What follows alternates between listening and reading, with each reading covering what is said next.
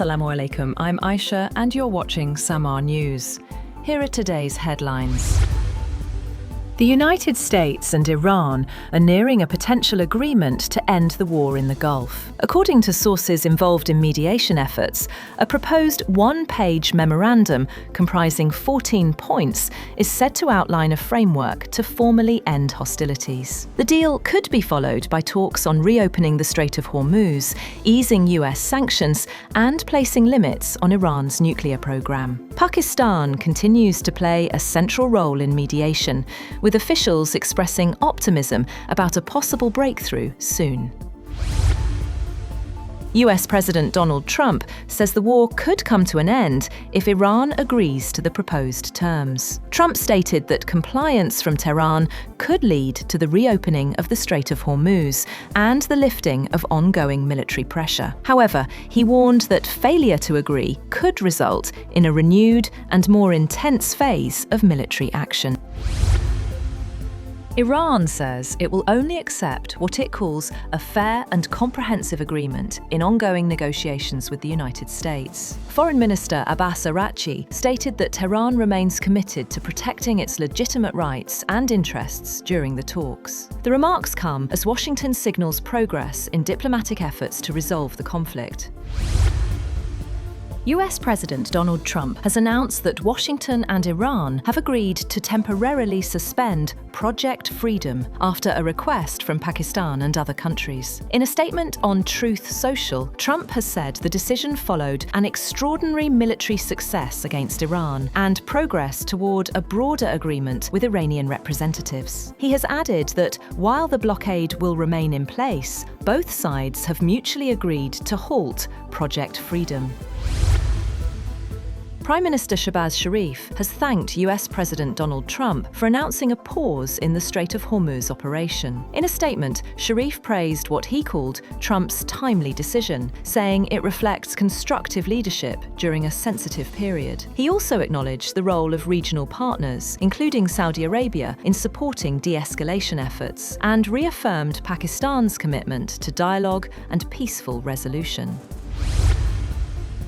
The Ministry of Defense of the United Arab Emirates has claimed that it came under missile and drone attacks for a second consecutive day, raising regional tensions. However, Iran has denied any involvement, with its Islamic Revolutionary Guards Corps, IRGC, stating that no such operations had been carried out in recent days. If any action had been taken, we would have announced it firmly and clearly, the IRGC has said in a statement, rejecting the UAE's claims as absolutely denied and devoid of any truth.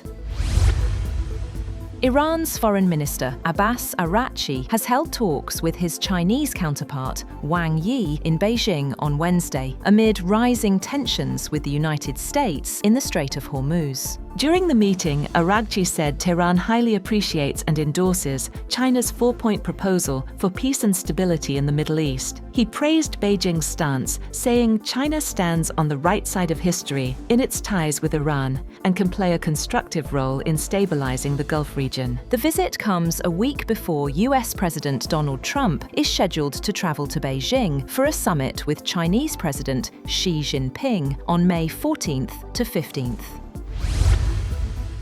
Turkey has unveiled its first intercontinental-class ballistic missile, the Yildirim Han, with a reported range of 6,000 kilometers and speeds above Mach 20. The project was showcased at a defense expo in Istanbul, alongside new drone and air defense systems. Defense firms Baykar and Aselsan unveiled AI-powered kamikaze drones, expanded steel dome air defense components, and new unmanned sea attack vehicles as Ankara pushes to expand its military capabilities.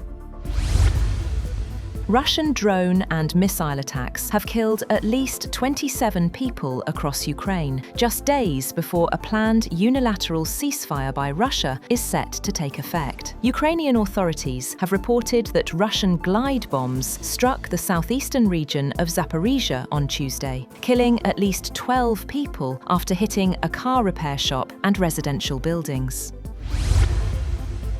3 people, 2 of them seriously ill, were evacuated from the luxury cruise ship MV Hondius after a deadly hantavirus outbreak left 3 passengers dead. Evacuation aircraft were seen on the tarmac in Cape Verde before departing for the Netherlands. The World Health Organization said the patients included a Dutch national, a German, and a Briton, all headed to specialized hospitals in Europe. The ship, carrying nearly 150 people, is now expected to sail to Spain's Canary Islands after Cape Verde refused to let passengers disembark because of the outbreak. Iran's Football Federation chief, Mehdi Taj, says guarantees are needed before the national team travels to the United States for the upcoming World Cup. He stated that FIFA must ensure respect for Iran's institutions, including the IRGC, during the visit. The remarks follow an incident in which an Iranian delegation was turned back at the Canadian border, citing alleged disrespect by immigration officials. That's all for now. For more updates, visit www.samaa.tv. Thank you for watching Samaa News.